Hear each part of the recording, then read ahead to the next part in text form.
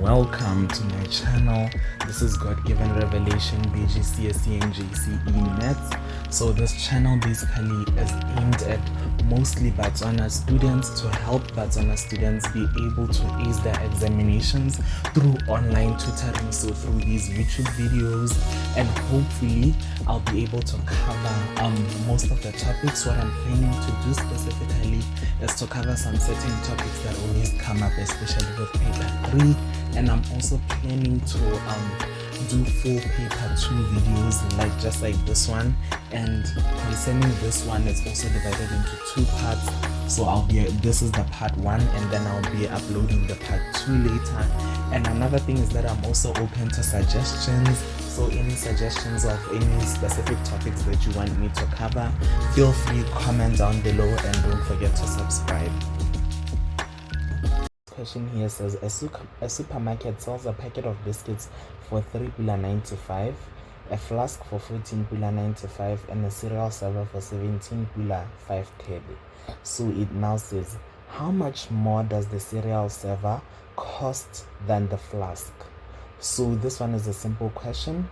It's just asking what the difference between the prices are. So here is just going to subtract 17.5 TB, which is the cost of the cereal server, from subtract 14.95 TB from 17.5 TB, which is subtracting the cost of the flask from that of the cereal server. So what you're going to do is going to be 17.5 TB minus 14.95, which is going to give you just simply punch it into your calculator.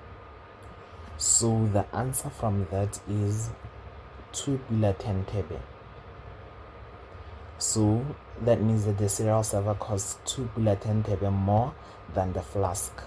And then going on to B, how much will a customer pay for 6 packets of biscuits? So how much more will the customer pay? How much will a customer pay for 6 packets of biscuits? All you're gonna do is just multiply 3.95 times 6. Let me explain the rationale even more this time. So what you're going to do is, if one packet of biscuits, let's do this, biscuits is to price. So if one packet of biscuits costs 3.95, this would mean that 6 packets of biscuits would cost X. So what we're gonna do is going to cross multiply like this. So 1 times X is X, and 6 times 3.95 is 6 times 3.95. You put it into your calculator, you get 23.70. So this is the cost of 6 packets of biscuits. And then going on to the next question, C. The nutritional information on the packet of biscuits states that in one biscuit there is 1.2 grams of protein, 8.4 of carbohydrates, and 4.3 of fat. Calculate the nutritional mass of one biscuit. So this is another simple question. All you are going to do in this case is just add basically the macronutrients which are there. So it's just gonna be 1.2 grams for protein, and then 8.4 grams for carbohydrates, and then 4.3 grams for fats. So this is the nutritional mass. You are adding the nutrients which are there, the protein, the carbohydrates, and the fats, and then the answer that you're gonna get from that is 13.9 grams. And then Roman numeral 2 says, what percentage of the nutritional mass is carbohydrate? So what you're going to do here, it's going to be 8.4 grams. Again, is 8.4 grams is carbohydrate, And what is the total? The total is 13.9 grams. That's the total nutritional mass. So we're gonna say over 13.9 grams, right, times 100, which is going to give, you put it into your calculator, it gives 60.43165468%, which is basically going to be, remember the instruction at the first page, usually it says, if the degree of accuracy is not specified and the answer is not exact, the answer should be given to 3 significant figures, and if in degrees should be to 1 decimal place. So what we're going to do is just convert it into 3 significant figures. So in 3 significant figures, we're going to count 1, 2, 3. Remember that if a 0 is in the middle of 2 numbers which are significant, the 0 is also significant. So these are the 3 significant figures.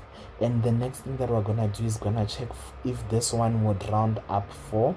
So it would have to be 5 or more. And since it's not 5 or more, this means that basically it remains at 60.4%. It doesn't round up. So it will be 60.4% to 3 significant figures. In this manner, the 3SF stands for 3 significant figures. And then the last question on this one, D, says the nutritional mass is 95% of the total mass of the biscuit. Calculate the total mass of the biscuit. So let us say that the total mass of the biscuit, let us say that the total mass of the biscuit is X, right? And they are saying that the nutritional mass, so this 13.9 is actually 95% of the total mass. So if they are saying 95%, let's write it down. The nutritional mass is 95% of the total mass of the biscuit. So it's going to be 95 over 100 since it's percentage into fraction, then times total mass of biscuits.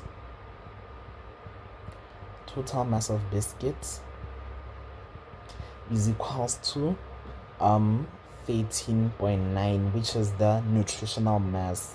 Since we are saying 95% of the total mass of the biscuit is the nutritional mass, so it's going to be, since we are calling it, let's just assume or call the total mass X. So it's gonna be 95% of X is equals to 13.9, and then times 100 times 100.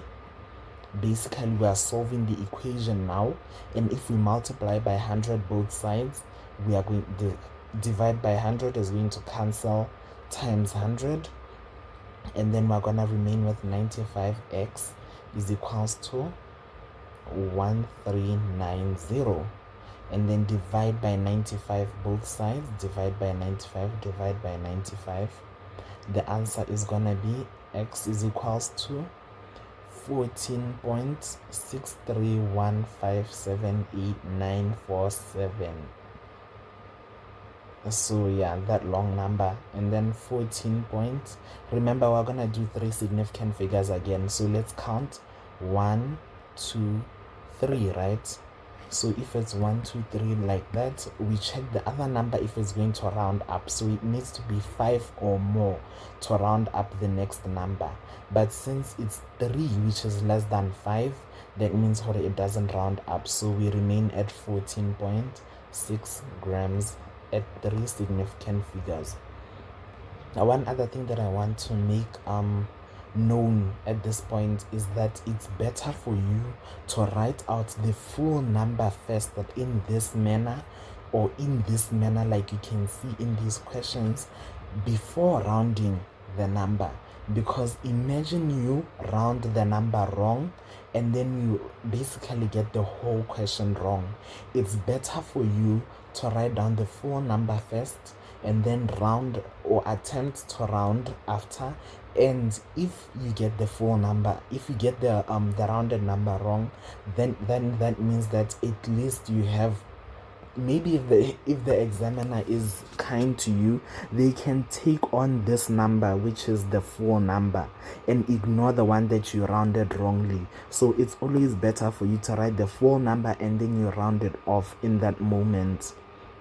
And then another thing, like you can see, we've done our calculations here, and it's a paper 2, remember that. So if it's like this, and then you fill in 2.10 there, 23.70, make sure that you are filling in the right thing, 13.9, 60.4, and 14.6.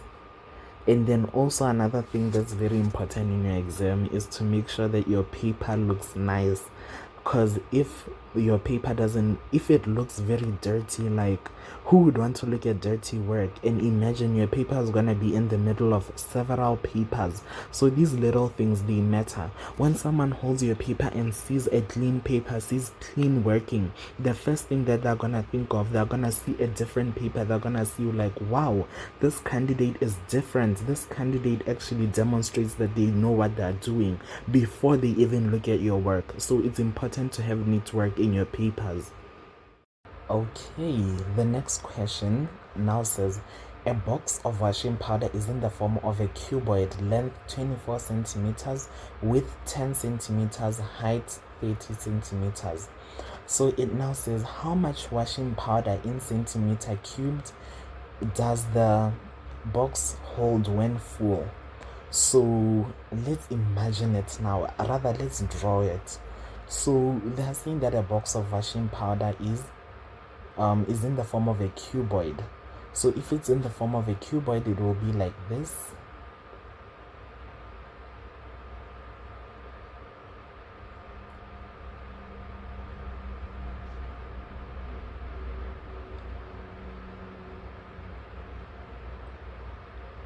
So this is basically how it would look, but in this manner, it's like imagine that the box is lying down rather than the box like standing like in this manner.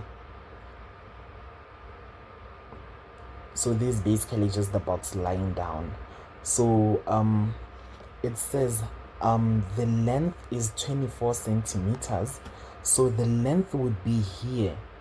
This is the 24 centimeter length. And then the width would be 10 centimeters. And then the height would be 30 centimeters.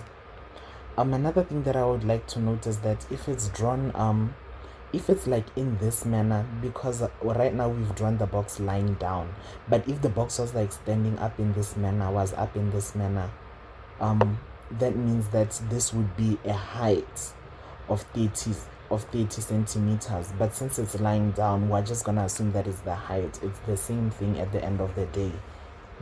So now it says, now we need to calculate the volume. And in order to calculate the volume of the box, basically, remember that volume is equals to area of a cross section times height. Area of the cross section times height. So can you identify the cross section in this diagram? Basically, the cross section is going to be this side, this small side. This is the cross section. If it's gonna be in this manner, let me draw the box up again. Sorry for that.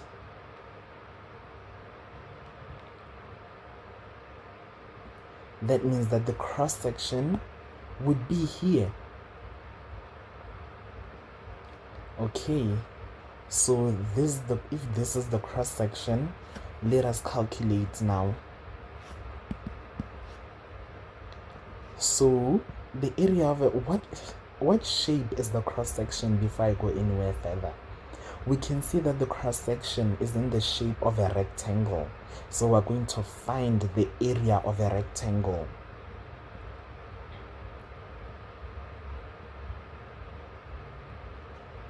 Times the height, right?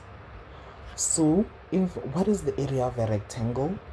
It is a length times width, isn't it? And then we're going to add that times height. So it's gonna be 24 centimeters, which is the length, times the width, which is 10 centimeters, times the height, which is 30 centimeters, which is going to give us, you put into the calculator again, remember there's a paper 2, you can use the calculator, you are going to end up getting 7,200 centimeter cubed. This is the volume of the box. So if the box is full, it would hold this much. So the next question says a full cup holds 360 centimeter cubed of washing powder. How many cups of washing powder can be obtained from the box? So there are two methods to this one. It's either you can choose the short method or the long method, but know that if you use the long method, it's gonna take so much time out of your exam, so you're probably gonna have to use the short method always. So with the short method, it says a full cup holds 360 cubic centimeters, and how many cups would be obtained from the box? So this method, we can just say cups is to the box of washing powder, basically the box. So if one cup can get, or rather we should say the volume, yep, if one cup can get 360 cubic centimeters, then X number of cups can get the volume, the full amount of washing powder, 7,200 centimeter cubed. Do you get it? In this case, we don't need to include the units. So we are saying that if one cup can hold 360 cubic centimeters, it says how many cups of washing powder can be obtained from the box. And we already know from the previous question that the box can hold 7,200 cubic centimeters.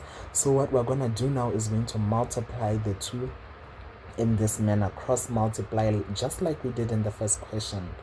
We cross multiply like this, and then x times 360 is gonna be 360x, and then 7,200 times 1 is 7,200. Divide by 360 both sides, 360. Your answer is 20 cups, just like that. The longer method that I was talking about would basically just be you subtracting 360 each and every time until you get 0. But this method is going to be long, and you're also going to have to go back and count the number of times you subtracted 360, which is just going to be cumbersome and take way too much time of your exam. So I would rather have you use this method, which is short, and you can even see it's neat and straight to the point. And then a slightly solid shirt requires 2/3 of a cup of washing powder. How much washing powder in cubic centimeters does a slightly soiled shirt require? So it needs, it needs 2/3, which is a slightly soiled shirt. So it's gonna be 2/3 of basically the volume of the cup, which is gonna be 360 cubic centimeters. So it's gonna be, we're gonna say 2/3 times 360 cubic centimeters. You put it into your calculator, immediately you get 240 centimeters cubed. And then, like I said before, you're gonna write your answers. 7,200, you write it again, 20 cups and 240 cubic centimeters. But always watch out to see if the units are written. But usually they write the units for you, but please just keep an eye to just check if the units are written so that you also write the units in that case. Next question is as follows. The diagrams below form a pattern of rods held by bolts on a wall. So you can see diagram 1, you can see diagram 2, and diagram 3. And it says in the space provided below, sketch the next diagram. Okay, what are we gonna do now? All we can just basically do is count the number of triangles. So we can see that here there's one triangle, Here there's 2 triangles. Here there's 3 triangles. So the next diagram, which is diagram 4, will obviously have how many triangles? 4 triangles. That's easy to determine already. So I already know that I'm going to draw 4 triangles here.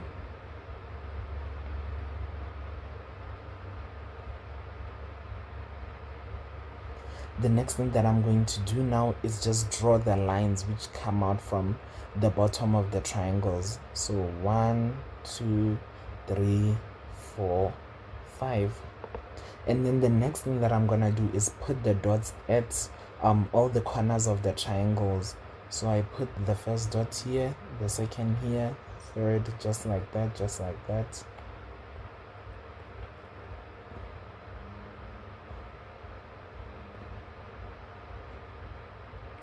And then that's it. Label that there's diagram 4, and then that's it. You get your 1 mark. Continue on to the next question. So it says, the table below shows the number of rods and the corresponding number of bolts. So yeah, you can see the rods there and the bolts. So complete the table for diagrams 3 and 4. So for here, all you basically need to do, you can go back to your diagram and just count the rods and the dots, but rather it's easier if you do it this way. Since you already have the numbers there, all you can do is just, since there's 5, 9, you know that the difference between 9 and 5 is gonna be 4. So obviously the next diagram is gonna have there's gonna be a difference of 4, so it's gonna be 13. And then you already know that you put down your 13, right? And then what are you gonna do next again? You're gonna go back and count for the bolts, 3, 5. You can count, or you already know that the difference between the two is 2. And then the next diagram is gonna have 7, because the difference is 2. So it's gonna be 7 bolts. As easy as that. You can do that again for the next diagram. Since the difference is gonna be 4, you already know that it's gonna be 4. You add 4, it's gonna be 17. This side you add 2 again, it's gonna be 9. And then you have 17, 9 in this manner. If you want to cross-check, but remember time, if you want to cross-check, you can count the rods again. And let's count the rods for diagram 3. There's 1, 2, 3, 4, 5, 6, 7, 8, 9, 10, 11, 12, 13. So it's 13, like confirmed. The bolts 1, 2, 3, 4, 5, 6, 7, as you can see below. How about diagram 4? 1, 2, 3, the dots, or the bolts rather, 1, 2, 3, 4, 5, 6, 7, 8, 9, as you can see stated below. And then the rods, you can count them, they're gonna be 17. So let's move on to the next question. Express A, R in terms of N. So here is going to require us to just do linear sequences. So imagine you have a sequence here, 5, 9, 13, 7. And then we said that the difference between each term is gonna be 4 in each term of the sequence, because 9 minus 5, 4, and then 13 minus 9, 4, 17 minus 13, 4, just like this. So we're gonna end up having a linear sequence. Do you remember the formula? Tn, which is term, or the nth term rather, is equals to A plus n minus 1 in brackets D. So what is A? Let's talk about this for a bit. A is going to be the first term of the sequence. So in this case, what is the first term of the sequence? And since we're dealing with this one first, that means that it's going to be 5. 5. So I put in the number 5, just like that. Plus, n will remain as n just there. And then D is going to be the common difference between each term, right? So what is the common difference going to be? it's 4, like we said. Each term, the difference between each term is 4, so I put 4 there, right? And then it's gonna be 5. Now we need to expand. Then 4 times n is gonna be 4n. 4 times minus 1 is gonna be 4. I mean minus 4. 4 times minus 1 is gonna be minus 4. And then now we can write it in this manner. We can say 4n, and then we can say plus, or rather let me put it in this way, 5 minus 4 plus 4n. This is still the same thing. And then it's gonna be 1 plus 4n, but usually we love to put it as just 4n plus 1, because remember that addition is a commutative, so it's better to put it as just 4n plus 1. So we already know that the expression for r in terms of n is 4n plus 1. And then we're gonna do the same just for the bolts now. We have a sequence 3, 5, 7, 9. And we said that the common difference between each term is 2, right? So we use the same formula again, the same principle again, is equals to a plus n minus 1 d. A, we said that is the first term of the sequence. So what is the first term of the sequence here? We already see it's 3, right? So we're gonna put it down, 3 plus n minus 1, and then the common difference, which is d, we said that it's 2 in this point, so we put 2 right there. And then we're just gonna expand. 3 plus 2 times n is 2n. 2 times minus 1 is minus 2. 2 times minus 1 is equals to minus 2. And then what you're gonna have, 3 minus 2 plus 2n, and then it's gonna be 1 plus 2n, which is the same as 2n plus 1, because we said addition is commutative, so you can switch and it's still the same thing. So yes, those are the two that we get, the two expressions that we get. And then it says find the number of rods needed for 19 bolts. So if take note that it says the number of rods needed for 19 bolts. So what we're going to do in this case now, we're going to find what term of bolts would give you like 19 bolts. So we said that the formula for the bolts is going to be 2n plus 1. So 2n plus 1 is equals to 19. So what we're going to do is just solve the equation. So just minus 1, which is going to give 2n is equals to 18, and then divide by 2 both sides. Divide by 2, n is equals to 9. So you already know that the n is 9. So this is going to be for diagram 9, obviously. And then you are going to put it now into the formula of what? Of the one for the rods, because we are trying to find the number of rods needed for those 19 bolts.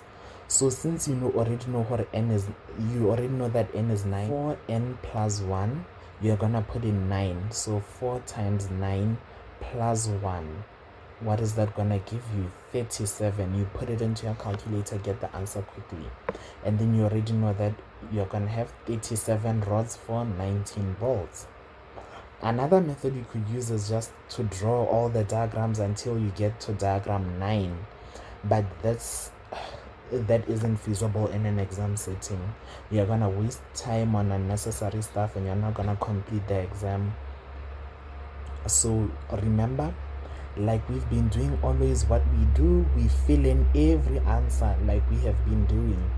So I'm going to fill in for B, we said, which was this. We're gonna fill in 4n plus 1, 2n plus 1, and 37. So that would be, yeah, question 3. So the next question now.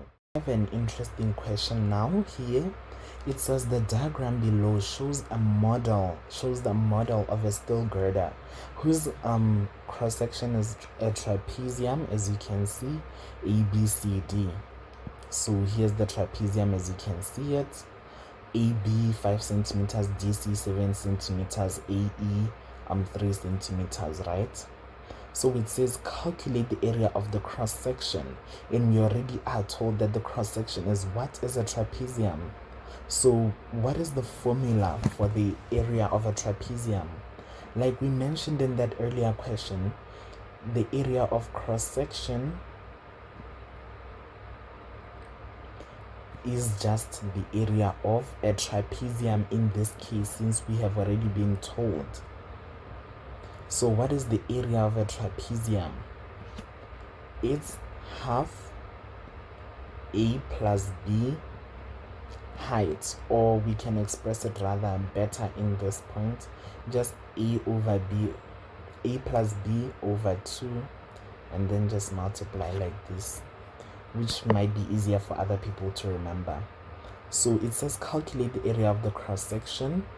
So let me reduce the size of the screen for a bit, and we're gonna say A plus B over 2 H, right? And then what is A? A can either be this side or this side, you can choose. So A we'll just put as 5, B would be 7, and then divided by 2.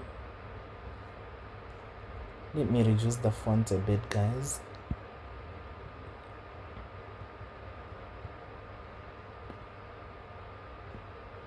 So it's gonna be 5 plus 7 over 2 times the height, which is this is the height, which is 3.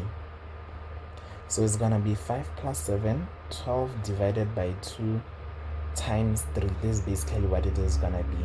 Put it into the calculator. There's gonna be 6 times 3, which is gonna be 18 centimeters squared, right? And then the next thing that you're gonna do, it says calculate. I think the model has a volume of 224 cubic centimeters. So now you have to calculate its length. So let us calculate now. If the model has a volume of 224, we said that volume is equals to the area of cross section. If you remember from the previous question, which was number 2, area of cross section times height or length, depending on whether if it's standing or if it's like if the shape is lying down. So in this case, we already have the area of the cross section. So the area of the cross section is 18 centimeter squared. We just calculated this, so we already have 18 centimeters squared times the height, which is this is what we're trying to find. The height or the length, remember, is the same thing. So the volume here, we already given 224 cubic centimeters. So we're just gonna put times h. So at the end of the day, 18 times h is gonna be 18h is equals to 224. We just divide by 18 both sides, divide by 18 to remain with h. 18 cancels 18, and then we have h is equals to, it's gonna give us, put it into your calculator, it gives 12.4, 12.44444, just like that. So it's gonna be 12.4 centimeters to 3 significant figures. Remember, you count again, 1, 2, 3, and then you check if this one is 5 or more, and can it round up. If it's 5 or more, it can round up, but since it's not, it doesn't round up, it remains as 12.4. And then the last question now says A hole with a rectangular cross-section PQRS is cut vertically through the model as illustrated below. PQRS is on the top face of the girder. PQ is equals to 4.2, QR 1.8. Calculate the volume of the remaining metal. That's easy. So what are we gonna do here? Is gonna be, we're basically gonna calculate the volume of this hole. How do we calculate the volume of this hole? What is the formula? Can you say out loud the formula just to see if you're getting what we're doing here? What is the formula? The formula is going to be the same formula that we've been mentioning over and over again. The volume of the volume is equals to the area of the cross section times the height. Now, in this diagram right here, let's just take out this diagram. Let's take out this shape.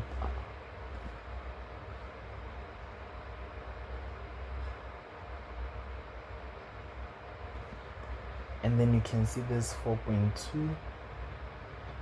This is 1.8. Can you identify the cross section on this diagram? The cross section is gonna be this. Which shape is the cross section? Again, it's a rectangle, so it's going to be the area of a rectangle times the height. So it's going to be area of the rectangle, which is length times width times the height, which is already there. So it's gonna be length, which is 4.2 rather, times the width, which is 1.8, and then times the height, which is 3 centimeters, because we already have the height of this diagram here. AE, remember to look at the diagram, remember to process it, remember to look at every dimension, because the number might matter. In this case, you see that we weren't given the height, but we were already given the height of it at the beginning, which is this AE, so we need to pay attention. So I write down 3 centimeters. Yeah, the units are not necessary in this point, but at the end is going to be 22.68 centimeter cubed after entering it into the calculator. And then, so the question is not complete at this point. What we have done, we have found the volume of the hole, which is PQRS. We haven't yet found the volume of the remaining metal. So keep in note that we've only done half of the work, so we haven't completed it. So to find the volume of the remaining metal, we need to basically subtract this 22.68, which is the volume of the hole, from the volume of the model. So in order to do that, it's going to be the volume of the remaining metal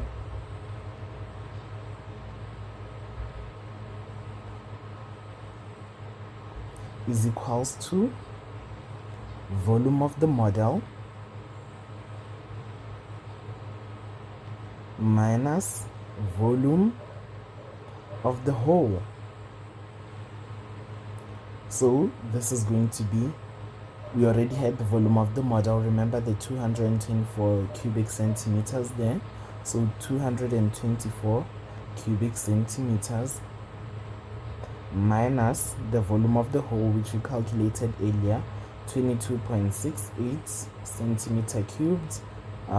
Because of lack of space, I won't put it there. And then you put it into your calculator, and what you're going to find is it will give you 201.32. So you just write it there, 201.32 centimeter cubed. So that's your answer. And like we've been doing for each and every question, what you're going to now do is you're going to fill in these small gaps. So this one was 18 square centimeters, but it's already written there. And then the next one was 12.4 centimeters. The next one was 201.32. That's it. Now on to the next question. So there's the next question, number 5. Very interesting. It says on the axis below, draw the graphs of y is equals to x plus 2, y is equals to 3 minus x for values of x from negative 3 to 3. So what we're gonna do, we're quickly just going to put usually we drew a table like this, and then we're gonna put negative 3, negative 2, negative 1, 0, 1, 2, 3, and then we can do the same. Let me put it this way, actually, for values of x. So it's gonna be like this, and then this is for the first equation, so y is equals to x plus 2. So what are we gonna do now? We're gonna substitute. So we're gonna put, if x is negative 3, so we put x here, the negative 3 here. So y is equals to negative 3 plus 2, which is going to be, answer is negative 1. And then you do the same again, y is equals to, so you put in negative 1 there. So it's gonna be, if x is negative 2, so you put negative 2 plus 2, put it into the calculator, you get 0. Again, negative 1 plus 2, it's gonna be 1. And then you again put 0 plus 2, you get 0. You get 2. And then y is equals to 1 plus 2, again, because you're putting in 3, y is equals to 2 plus 2, that's 4. Y is equals to 3 plus 2, and then that's 5. So you just fill it in. It's gonna be 1, 2, 3, 4, 5. So what are you gonna do after this? So simple. You're just going to plot negative 3, negative 1, negative 2, 0, negative 1, 1, 0, 2, 1, 3, 2, 4, 3, 5. And then what are you gonna do now? You're just gonna draw a line straight across through all these points. So you now drew the line. The next thing you're gonna do is label y is equals to x plus 2. When you've done this already, you know that you've drawn the line, the graph. The next thing that you're gonna do the same for y is equals to 3 minus x. I don't know if it will fit in this space, but we will try and make it work.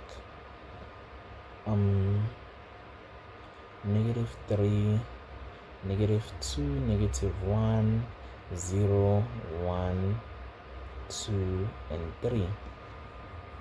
So we're gonna do it again. Y is equals to 3 minus, in place of x, we are going to put what? We're gonna put negative 3. So negative 3 minus negative 3, which is going to give 0. You just put it into your calculator, remember time, and then you're gonna put 3 minus negative 2, which is gonna be, this is actually 6, sorry, this is gonna be 5. And then y is equals to 3 minus negative 1, which is gonna be 4. Y is equals to 3 minus 0, which is 3.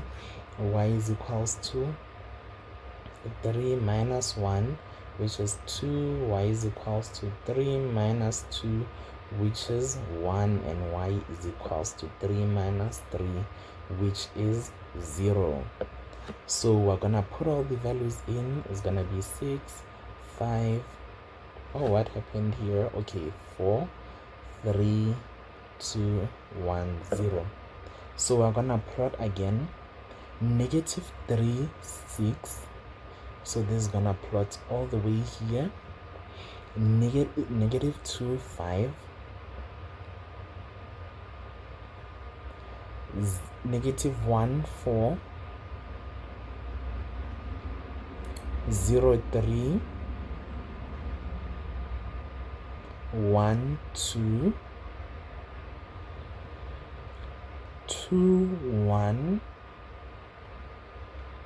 and 3, 0, which would fall here.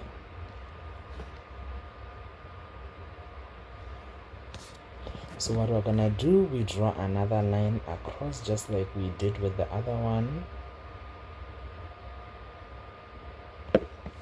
There you go. And then the next thing that you do, you label that line. So 3 minus x, and then you would have drawn the graphs. That's 2 marks.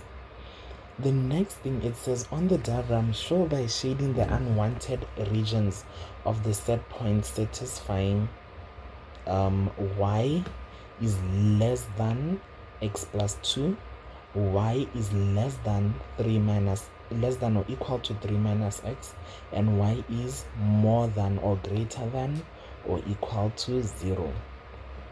So here's what we do. Let me just change the shade to maybe, let me try another color, maybe red. Let's just use red. And then we have y is less than or equal to x plus 2. So when we have the line like this, we are going to be looking at the line x plus 2, y is equals to x plus 2. So usually it's greater than, or let's just say above this line. So this area above this line is greater than, is what we say would be y is greater than x plus 2. And below this line, it's gonna be less than. So y is equals to, in this manner, this part is gonna be y is less than x plus 2. So it says for us to shade the unwanted regions. What is the unwanted region here? You can see that it says that the set of points satisfying. So what we actually want is this. Y is less than x plus 2. So we don't need to shade this because it is the wanted area. So I'm going to wipe this off. So this part which is below the line is the wanted area. What is above the line, which is y is greater than x plus 2, it is the area that is wanted. It is the unwanted area. So what you do, you are just gonna shade this part which is above in a manner like this. And then the next thing it says, you go to the same line and do the same thing. Y is equals to 3 minus x. So in this case, it says y is less than 3 minus x. So if it's less than, it should fall below the line. So it's gonna be this region. It is the region which is wanted. It is the region which we should not shade. Listen again, it is the region that we should not shade. So we're going to leave it alone. And the region which is above the line is y is greater than 3 minus x. So what are we gonna do? We're gonna shade above, because this region is not what is wanted. What we want is less than. We don't want greater than. So what are we gonna do? We're basically going to shade this unwanted area in this manner. And then look now what we have. We have an additional line here. Y is basically, it's y is greater than 0. Line is y is equals to 0. So that means that even if we do a whole equation, like the line that we have to draw is y is equals to 0. So if it says y is equals to 0, that means that the point at which the line intersects, the point at which the line would cross y is at 0. So basically the line will just be the x-axis. So this is y is equals to 0 basically. So you are done with that. Y is equals to 0, that means that it intersects the line at 0. So you're gonna be sure that it's the x-axis because that's the line that intersects the y-axis at 0. Here's another addition just to what I had previously said about the line y is equals to 0 being the x-axis. For the same equation, if you do the same tables that we've been doing, having xy like this, having a line like that, -3, -2, -1, 0, 1, 2, 3. Because y is equals to 0, at every point, even if we put -3, y is still going to be 0. Even if we put -2, y is equals to 0. Even if you put -1, y is equals to 0. So at every point, even if you plot it to yourself, it's going to be -3, 0, -2, 0, -1, 0, 0, 0, 1, 0, 2, 0, 3, 0. So it's only going to be along the x-axis. So whatever x value you put, you are still going to have the y value being 0. So this is why I'm saying that it is the line y is equals to 0 is the x-axis. It doesn't matter if you put x as -3, it's going to be along, it's just going to be 0. And the line, as you can see yourself, even as we put this additional table here, it's still going to give the x-axis. So hopefully this explains better on the rationale that I was using previously to explain the intersection which I had mentioned. So now let's go on. It says to shade now the unwanted region. So the wanted region is y is greater than, and where is y is greater than? This is the wanted region. The one which is above the line is the wanted region, and then the one which is below the line, which is y is less than 0, is the unwanted region. So you're going to shade the unwanted region, which is y is less than 0. I do it in this manner, and boom, there we have a good wanted region here which satisfies all of this. This is the region that's wanted, and then after that you just leave it like this, you get your 3 marks. The next question. So in this next question it says the coordinates of the vertices of triangle ABC are E 2, 6, B -2, -3, and C 12P. So it says, A says calculate the length of AB. And how do we calculate the length? Usually if it says AB like this, what I advise is that you write down the coordinate again. So you have A 2, 6, just like it's written here, and you also have B -2, -3.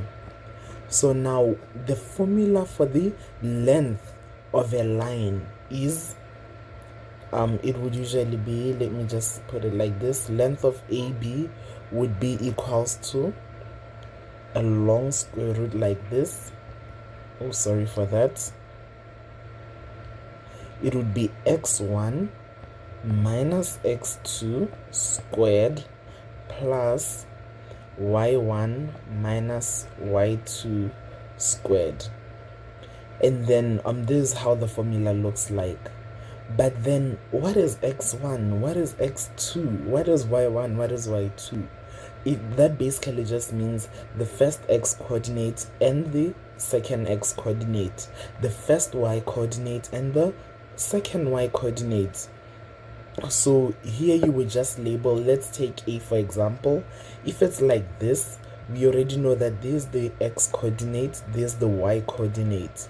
So we're just gonna label here, there's the first x coordinate, there's the second there's the first y coordinate. So I'll just put x1 and y1, and then there's the second x coordinate and the second y coordinate.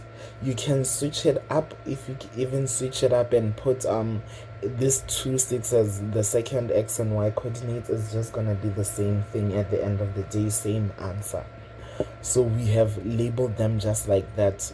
All we need to do now is to put them into the formula.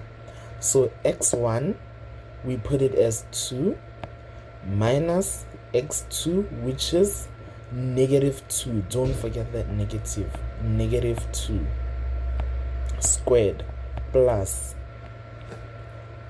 y1, which is gonna be 6 minus -3 squared. Don't forget that negative again.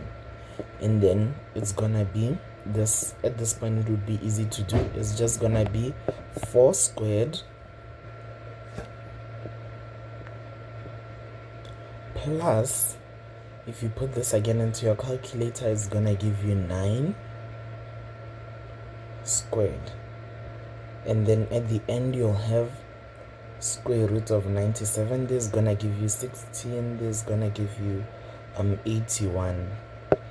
And then square root of 97 would give you 9.8488578018, of which in 3 significant figures is 9.85. In this situation, you can see that this is greater than 5.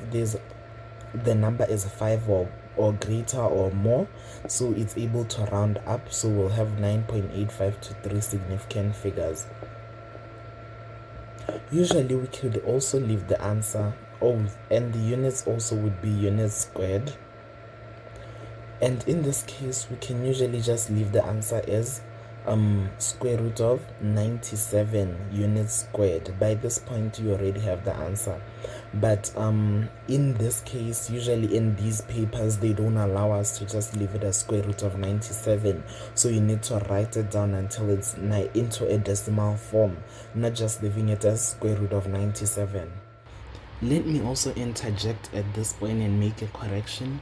Usually the length wouldn't be in squared, so the units would basically just be units. So 9.85 units, not 9.85 units squared. Sorry for that mistake, just wanted to correct that. Now back into the video. Let's move on to the next question. It says the coordinates of the midpoint of BC are 5, -4. The coordinates of the midpoint are 5, -4. Calculate the value of P. Now, we'll just simply start by writing down the formula for calculating the midpoint. The midpoint is equals to x1 plus x2 divided by 2, comma y1 plus y2 divided by 2. This would be the formula for the midpoint. The same thing, we are going to apply the same thing. You write it down. We have B, -2, -3. You have C, which is 12P. So in this case, what are we trying to find? We are trying to find P. So this one right here. And also we have to take note that we've already been given the coordinates. So we already know that x1 plus x2 over 2 would give us the midpoint, which is gonna be 5. And we already know that y1 plus y2 over 2 is gonna give us -4. So you already know what the midpoint is. But in this case, I want you to look carefully. And before we continue, let us label again x1, y1, x2, y2. So in this case, there is no need for us to go back and do this part. Why? Because we already have the values. So we already know that x1 is -2 plus 12 divided by 2, which is gonna give 5 indeed, which is gonna be here. But in this case, we are going to need to deal with this part more specifically. Why? Because this is where we'll have p. So it's gonna be y1, which is negative 3, plus p divided by 2 is equals to negative 4. So what are we going to do? We're just going to solve the equation easily. We're going to multiply by 2 on both sides. Multiply by 2 again this side. And remember, times 2 will eliminate divided by 2. So this would cancel this. And then we remain with negative 3 plus p is equals to negative 8. So if negative 3 plus p is equals to negative 8, so we're just gonna simply just take 3 to the other side, plus 3 plus 3. Plus 3 cancels out, minus 3. So we're gonna remain with p is equals to negative 8 plus 3. Negative 8 plus 3 will give negative 5, just like that. So we already know what it's gonna be, negative 5. P is gonna be equals to negative 5. So we found the value of p. We can even cross check. So it's going to be we said that the first y1 is gonna be negative 3 plus negative 5 divided by 2, which is gonna give us negative 8 divided by 2, which is gonna be negative 4, which is exactly here. So by virtue of this, you would have calculated and found the answer. So as we did always, you fill in what you had calculated, 9.85 units squared, and then p will be equals to negative 5. And by this, we can move on again to the next question.